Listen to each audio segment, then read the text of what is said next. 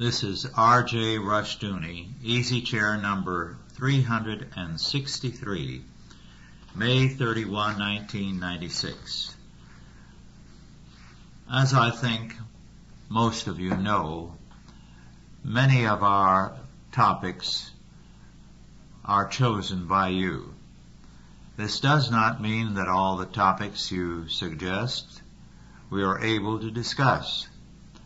Sometimes we don't know enough on the particular subject, or so little that we could only talk maybe 5-10 minutes instead of an hour. Tonight we are going to discuss subjects chosen by one of you, Susan C. Leffel. First, American conservatism, or we can make it conservatism generally. This is an important subject, and it has been a topic of discussion for a great many years. In fact, the first one to bring it up and to discuss it at some length in an important essay was Robert Dabney, the great Southern theologian who was chief of staff for Stonewall Jackson. And what Dabney had to say was this: that conservatism in the United States was usually the liberalism of about 20 years earlier. It was just tagging along with the left of its day and proving to be a rather weak Sir Echo. John Lofton some years ago said that the conservatives were 10 years behind the left, echoing the platform and the policies of the left of 10 years ago. Howard Phillips says they don't take 10 years any longer. What is the reason for this? We have in the modern world something unusual in the history of the West. It began much earlier in Europe. Here it began in the last century.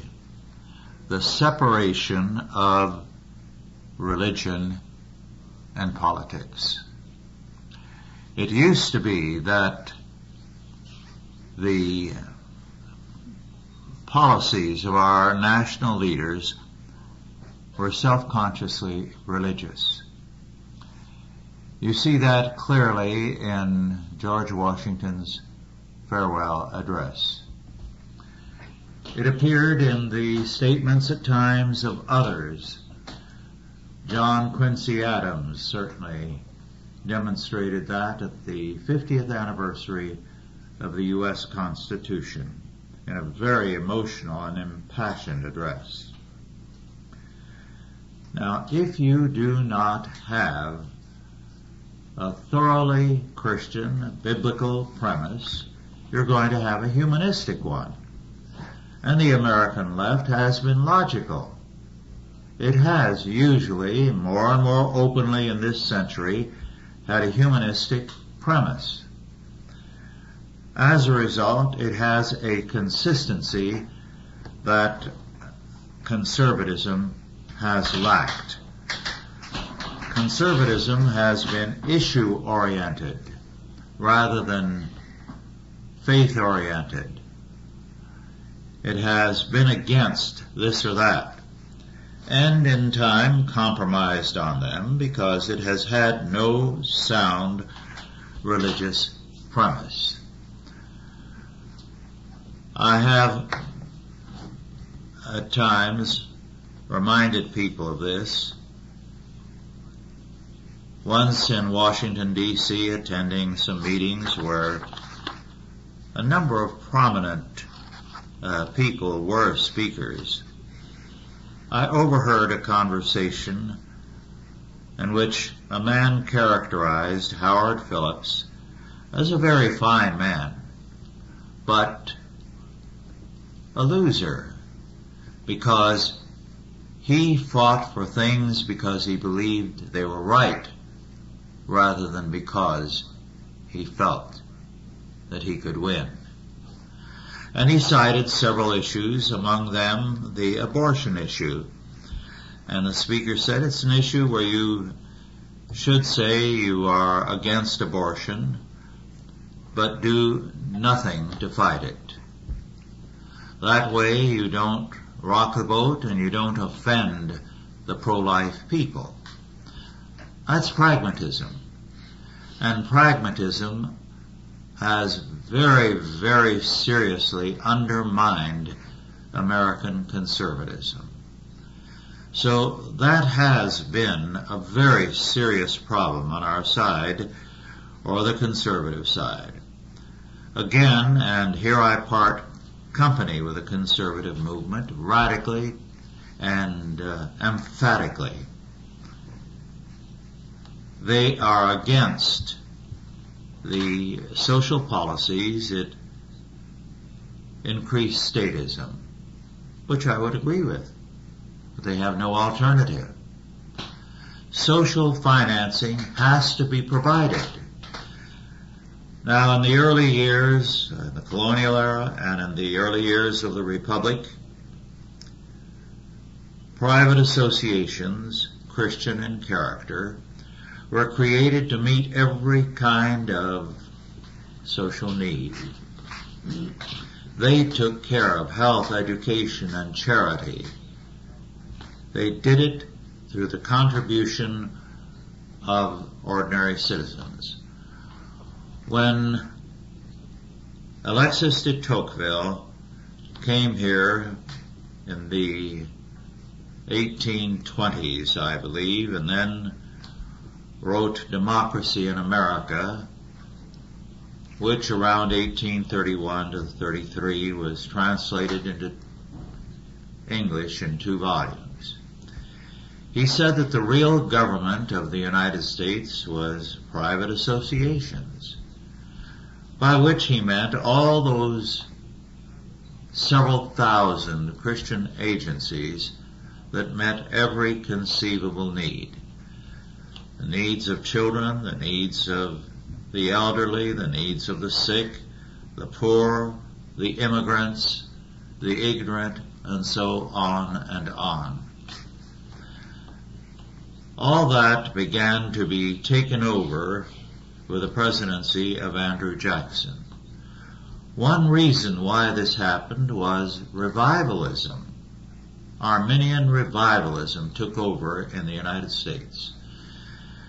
And the revivalists were totally against the involvement of Christians in all these worldly activities.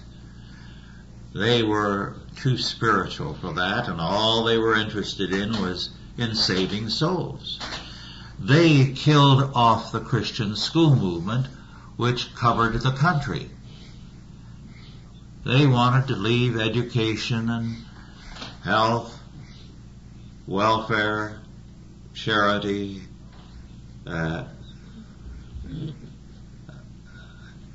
education to the state. They succeeded.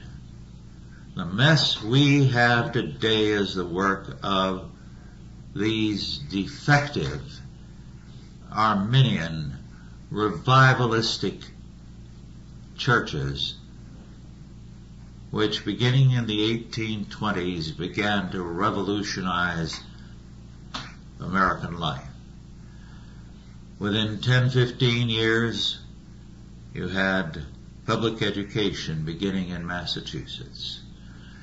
You had one area after another divested of Christian support. The results are with us today. If Christians don't like the world they see outside their houses, they have themselves to blame. They brought it about. And a great many of them are hostile to Christian reconstruction, which would undo that evil work. Well, As a result, American conservatism became opposition to the growth of statist power, but an unwillingness to do anything about it, and a steady retreat. The position that Goldwater held in the early 60s, he certainly did not hold 10 and 20 years later, and his statements in recent years have been an embarrassment to those who call themselves conservatives. This is not surprising. The same is true of others. One conservative leader after another retreated from his earlier premises. This was true of the Republican presidents without exception. On the other hand, the left has consistently grown in its awareness of the fundamentals of its position. It has become more and more logically statist, more and more ready to see the state take over one sphere of life after the other. So we are seeing what is happening all around us. One of the consequences, to take a little more time with this, is the separation of religion and morality. One current publication devotes a sizable percentage of its issue to the problem we have today with children and youth. Their lack of morality, or values, as they said, their increasing propensity to violence. More than one man in law enforcement and more than one judge has commented on the fact that now we have younger and younger criminals, even murderers, not even halfway to their teens, who are without remorse. And teenage killers who are brutal and proud of what they do. We keep hearing people say we need a return to moral values. We had one politician write a book, Book of Virtues, I believe was the title of it. How can you have virtue without a faith? It's rootless. It does not exist. In the last century, mid-century, one English scholar, Matthew Arnold, saw the recession of faith in England with Darwinism. His poem, Dover Beach, is a melancholy declaration of how the tide is receding, religion is going. He never saw it coming back, of course. And so he made his new religion the affirmation of morality. Somehow, without any roots, without anything of substance behind it, people were to say, well, we like the biblical morality, and though we don't believe in the biblical God or in Jesus Christ, we will maintain these moral standards because they are the best for civilization. And of course, the growing response to that of many, many youth, beginning in Matthew Arnold's time and growing ever since, is, who says so? Where's your authority? What makes you think honesty and chastity and a respect for human life is true? a world that is red in tooth and claw, where men are evolving animals, has no moral imperatives. Evolution doesn't give us a moral law. Well, we're seeing the steady development of the implications of that position. And Matthew Arnold's Biblical Morality Without the Biblical God and Christ now are your value clarification courses, where every child is told, choose your own moral standards. Your own values is the term they use. All are equally valid, except any value system which says it is the true one. It is true for you only if you like it. Well, with that introduction, Douglas, would you like to comment on the subject of American conservatism? Well, it's a big arena, obviously, because everybody defines conservatism by their own perceptions and their own opinions.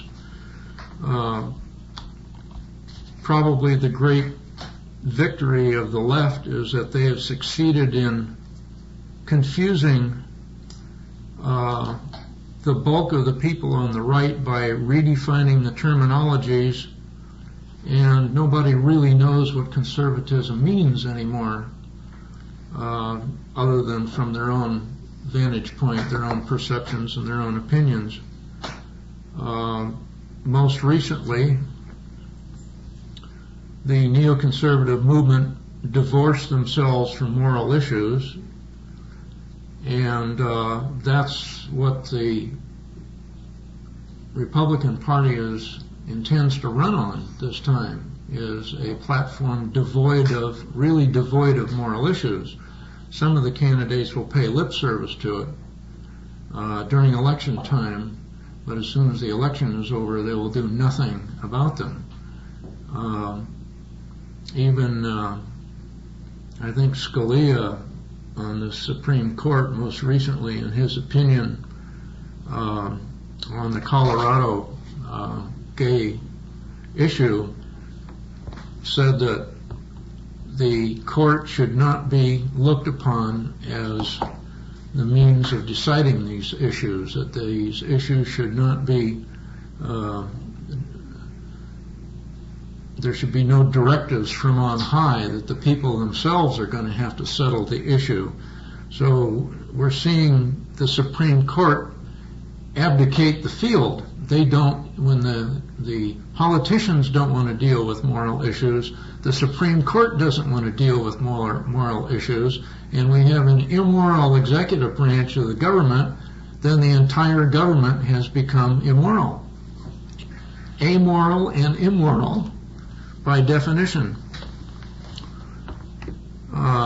So there's not much to the conservative movement left anymore, except the people who they perceive conservatism from a religious viewpoint. But the left has spent a great deal of energy in the past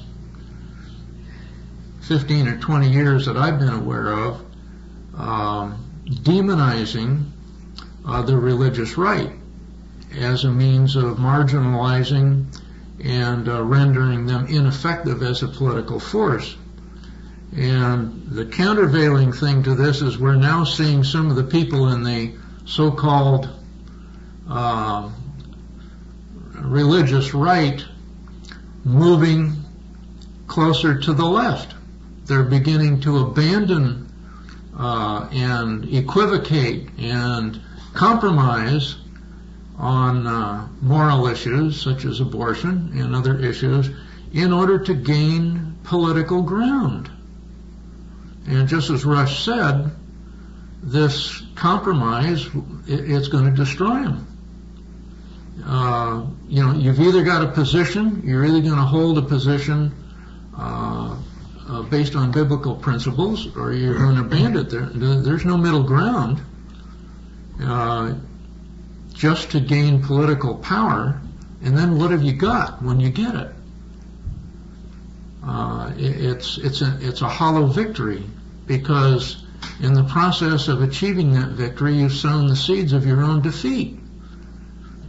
So I see, besides the fact that it's almost becoming a cliche that the right won't fight.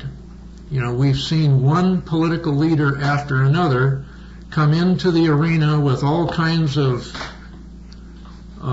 fervor at the beginning of their careers, and within a relatively short period of time, they have compromised so many times in their voting record, and that their actions no longer parallel their speeches.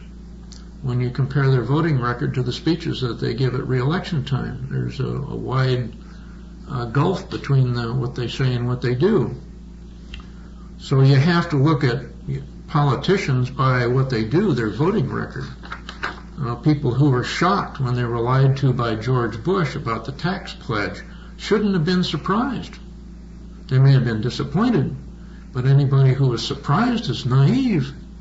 This is the reason that the term limitation thing has come out of that frustration of people's realization that they've been conned, they've been lied to, and that they understand now that the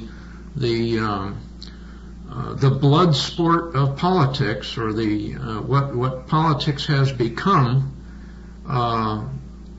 forces anyone that stays in it to compromise away all moral principle in order to achieve power. But it's a hollow victory.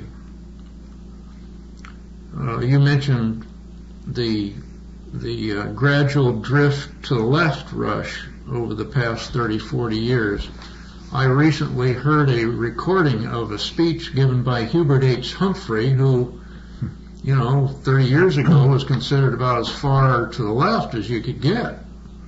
Not totally, not radically left, but a very, socialist-oriented individual. And today, his speeches sound conservative compared to what you hear the left spouting today. But the agenda, you see, the agenda of the left has changed. It has evolved into something that's totally irrational now, and it has people buffaloed. They keep redefining the terms. The left has become masters of deceit, and the right is buffaloed. They don't know what to do about it. They're frustrated. You hear this anger and frustration on every one of these so-called conservative talk shows. Every one of these guys say, I'm frustrated and I'm angry because of the disingenuousness of the left. And the conservatives are frustrated because they don't want to jump into the cesspool with the left in order to confront them. But they forget the one weapon that they have that the left doesn't have, and that's the moral high ground. And yet they want to abandon the moral high ground, which is the only weapon that they've got that's going to be effective in the long run. I think to understand modern American conservatism is a little easier than understanding liberalism in some ways, because political conservatism is the opposing force to liberalism. We've been dominated by liberalism, the shift to the left throughout much of the century, certainly longer than my lifetime. Conservatism is always going to be dictated by what's going to win elections. How can I pose the shift to liberalism and yet still maintain the popularity? So you're always going to see conservatives from one election to the next, from generation to generation, moving closer to liberalism, just staying a few steps behind, but not trying to distance themselves.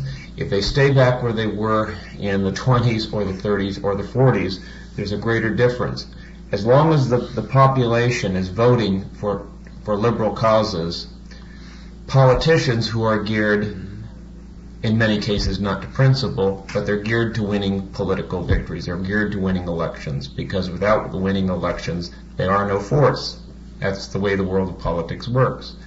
So they're always trying to stay not too far behind, but just far enough behind so it looks like there's a difference, a choice. And so a conservative that loses one election is going to be pushed out, somebody with a little bit more liberal ideas saying, look, I'm the middle guy. Nobody likes to call themselves a conservative. Nobody wants to call themselves a liberal. Everybody wants to be the middle of the road. So the conservative is kind of hanging on to the coattails of the liberal and saying, I want some of the same force that swept you into power. I want to get a little bit of that from the undecided voters, the people who may shift a little bit my way. And so I can understand from a strictly political strategy why conservatism has compromised time and time again. When it's divorced from ethical considerations and moral considerations, it's going to shift towards the winning side, which has been viewed for so long as liberalism. Look what's happening now. We're seeing serious third-party challenges, because neither of the two dominant, would have been the dominant political parties for the last 40, 50 years, have a majority any longer. Clinton was elected with 42% of the vote of the registered voters, but they don't tell you how many people don't register and how many people don't go to the polls anymore. So the number of people involved in the political process on either side is shrinking gradually to the point of neither party can dominate an election except by fraud and deception. But I've heard people say that, well, this looks like there's a movement going to be towards a new party. Well, maybe yes and maybe no.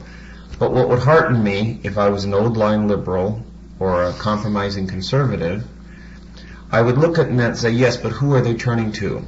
A Ross Perot, before they understood what he even stood for, or what side of the fence he was even on. He was a name and nothing more. A Colin Powell, who has such seemingly popular support. And nobody knew whether he was a Republican, a Democrat, a conservative, or liberal. Long after his name was being bounced around in all sorts of circles as a great candidate. If I was a Republican bigwig or a Democratic bigwig, I would look at that and say, the American populace wants somebody they can believe in, but they aren't voting on principle. They'll vote for a Ross Perot they don't know much about, an unknown entity. They'll go after a Colin Powell and try to draft him, and they don't know what he stands for. And they'll go with this guy or that guy, but they don't see any principle. They don't see any core of belief around which they can center. If they thought there was a real shift one way or the other, I think they'd go toward that direction. If I may interrupt for a moment, and in a moment you will turn your tape over, please. But I forgot to name our panelists this evening: Douglas Murray and Paul Biddle and Mark Rushdoony. Andrew Sandlin is in bed with a bad back, so to his regret and ours, he could not be with us tonight. I'd like to call attention to an episode that took place not too many weeks ago. The Southern Baptists invited Supreme Court Justice Scalia to speak to them. He gave an excellent talk affirming the necessity of having a moral and a theological foundation to affirm the biblical God and the faith of Scripture. This he saw as essential to our position as a country and to our law. The reaction of the media to something that 50 and 75 years ago would have been routine kind of talk for any person in a high public office was a savage one. They acted ashamed that he was on the Supreme Court. One media comment was that what will he ask us to do next, burn witches? They treated him as an irresponsible and a dangerous character. Of course, the whole outlook of these critics was, how dare you call attention to Christianity and to our need for a Christian foundation. That was an unforgivable offense. It tells us how far we have come. And the fact that there was not a single leader among American conservatives to challenge that kind of attack on Scalia, or at least none that I heard of, was revelatory. If they agreed with Scalia, they probably were afraid they'd be attacked similarly if they came to his defense. Exactly. No courage. On the other hand, other justices and public figures can go anywhere and affirm the tenets of humanism and of anti-Christianity, and nothing is said. It is simply the wisdom of our time, and these men, because they have so said, are to be revered, honored. Well, humanism is now the established religion in the state. We Yes. all acknowledge that. So what Scalia did was commit heresy. Yes.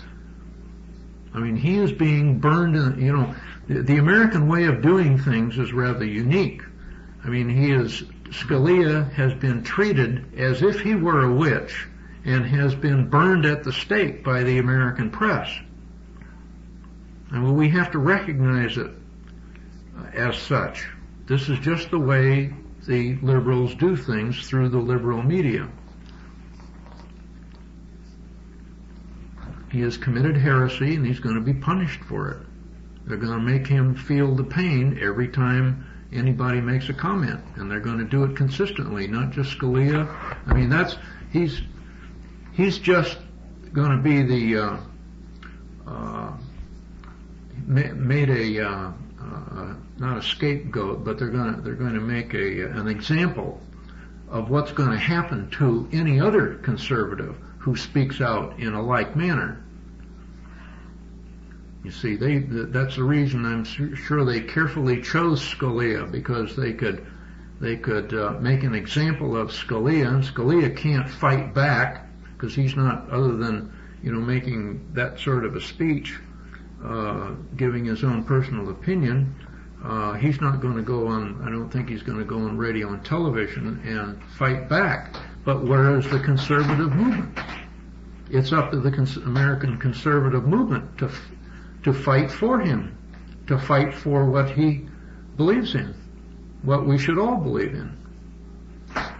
Clarence Thomas was just canceled as a graduation speaker. I saw that, yeah.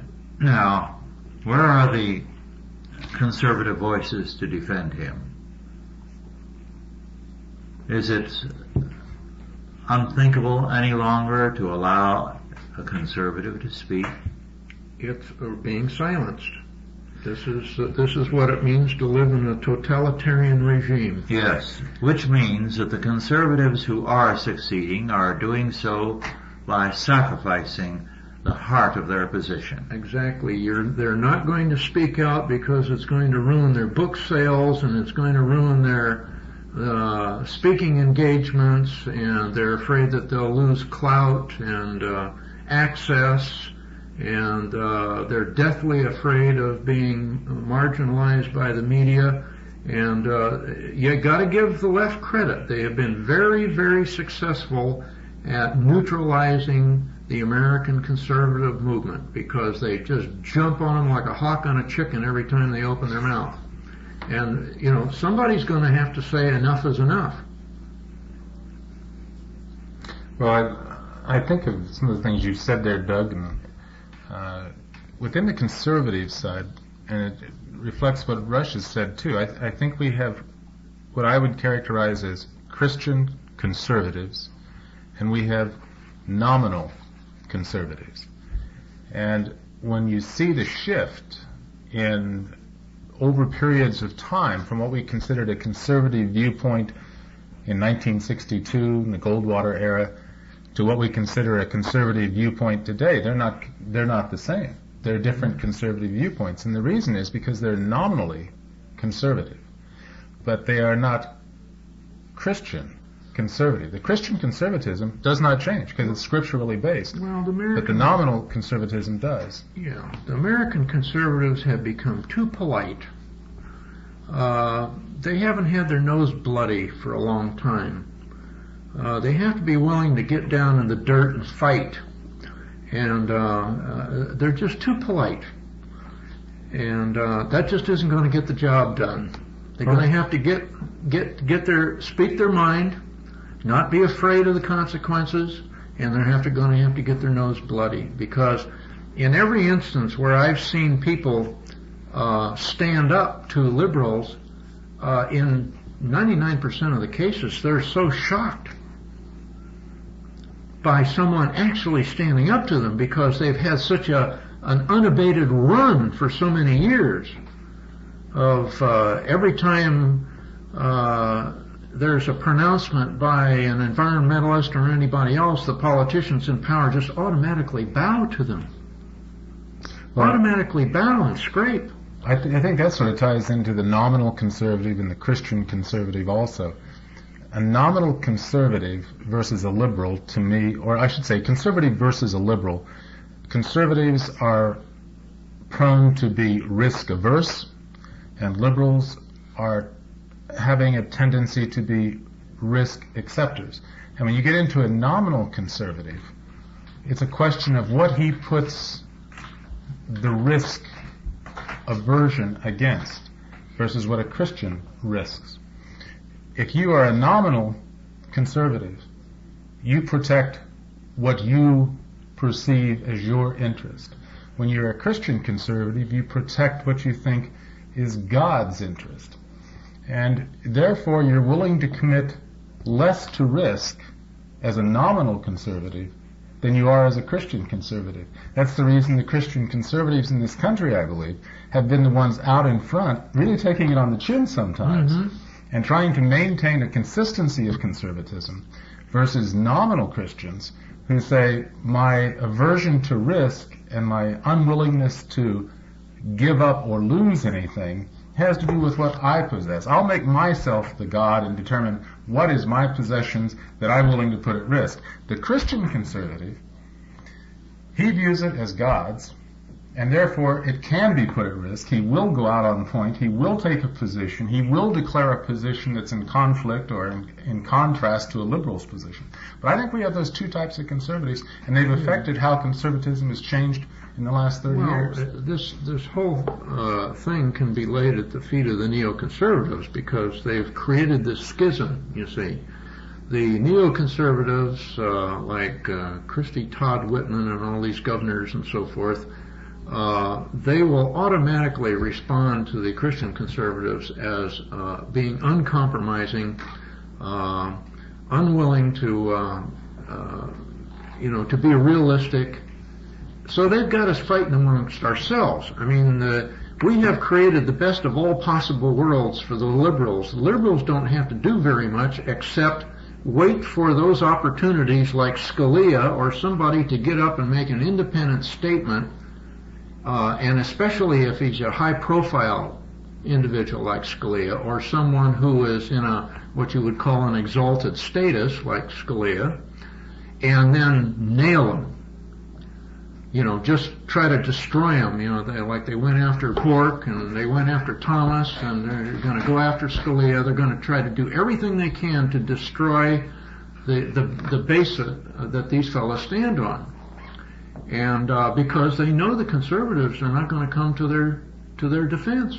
That's because of the nature of many of the conservatives they would seek support from. And the really three factions, probably three major factions among what you could call the American conservative movement, which isn't going anywhere. The American conservative movement is not a movement. It's in quicksand. It's devouring itself with the oldest strategy in the world of divide and conquer. And nobody sees it because everybody's pulling in a different direction. The American conservative movement, if you can call it that, is moving from its own center outward, away from cohesiveness, away from having any real power base, away from having any kind of organization. Because you got one faction that's only interested in money, could care less about morality. You got another group that is interested in morality, but they don't know how to bring it to bear, and they're afraid that if they're consistent or they speak out, that they're going to be they're too tender.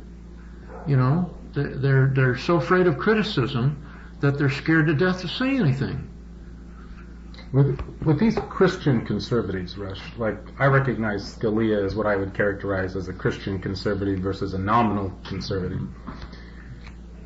When I think of other people in that mold of Christian conservative, I can't think of a one that hasn't been lambasted by the what should I say, the emotive press. Yes. Okay. Now, I was just wondering if anyone could tell me if they can think of a Christian conservative or a conservative who holds to Christian values and, in effect, does not put God's interest at risk. If we can think of any who have not been lambasted. No, if they have not been, it is because their profession and their faith are two different things. Mm-hmm.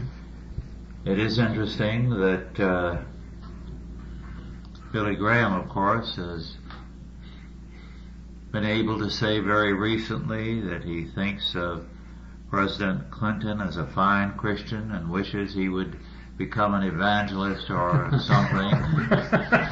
We can hope for him to become something. And not even the liberals laugh openly about that. Well, he would make him perhaps a candidate to replace Billy Graham when he retires. But Billy Graham states openly that, well, back in the 50s he condemned communism, for instance, and he stopped that in the 60s when that became unpopular. And he freely admits that. I can remember a few years ago, this is 3-4 years ago, on one of these major evening interview shows, Billy Graham was asked, it was a one-on-one interview, point blank, what about abortion? He said, I have an opinion about that, but I choose not to express it. I'm going to keep it personal. I'm sure God will reward him for his forthrightness. Remarkable courage. Yeah. If a Christian conservative does not demonstrate his conservatism, his unwillingness to put God's interest at risk, then is he really a Christian conservative? And I look at Mark, and Mark is going, no. And I think all of us here are going, no. You have to live what you portray yourself to be. When you compromise, your victories are very, very small and insignificant. When the Republican Party, let's take it back to politics, when the Republican Party compromises with the Democrats and stays a few steps behind, or as Howard Phillips says, the Democrats want to drive us off the cliff at 90 miles an hour, and the Republicans believe in driving off the cliff at a safe and sane 55 miles an hour. And when conservatives do that, when they make gains, they're really rather insignificant. With seatbelts, shoulder harnesses, and headgear firmly attached. Well, conservatism is meaningless unless you begin with the question, what am I trying to conserve? And if it's nothing but the United States I knew as a child or a youth, it's empty. It has to be something transcendent. It has to be what God has given us in the way of a moral law, a faith, a way of salvation, a belief that it is not politics that will save us, but Christ alone. Now, that's an unchanging premise. But if you separate yourself from that, your conservatism will be saving what the Democrats believed in 10 years ago. It won't have any substance to it. And that's the problem. That's why, as I began, I pointed out that the weakness of conservatism all over the world, throughout Europe and the Americas, has been that it has steadily dissociated itself from Christianity, except very nominally. There will be no doubt somebody to lead in prayer at the Republican National Convention as at the Democratic Convention. The prayers won't mean much, except that maybe God will judge the stupid preacher who got up there and blessed such an enterprise. But we have to recognize that they have nothing they want to conserve any longer except their power. And both Republicans and Democrats today are conservative in that humanistic sense. They want to conserve a position of power. They have no moral premises that they clearly and unequivocally stand on. You know, in that mode, Rush, in my own mind, I try to think of how I see liberals and conservatives in head count. And I always think of conservatives being more or less individuals, and liberals seeking group acceptance and group programs. As you and I were talking about a television news where Hillary Clinton visited a high school in Sacramento, and they spoke to the high school students who would probably have a Democratic leaning, but they were speaking of programs that they wanted put in place to affect their interest. Whereas a conservative, if he's a Christian conservative, he believes that God made him in his image, gave him dominion, gave him authority and a role to play as an individual. He doesn't have to go to the government or the state to ratify his concern, to come out with a committee, to come out with a group or a package of laws to further that. So liberals are much different in terms of head count than conservatives also. And I think that's one of the reasons, Doug, also we have a rough time getting cohesion amongst conservatives, because we tend to be more individualistic. They say the Democrats put everyone under the tent, but I really believe conservatives tend to put, if we group conservatives come in all different stripes, colors, and hues. They are not monolithic, one mind. So I think we have a difference in terms of how we view conservatives. I think they're individuals, and I think of liberals as being groups. Well, that brings up the point. A lot of people feel the alternative to liberalism is libertarianism and the autonomy, basically, of the individual. And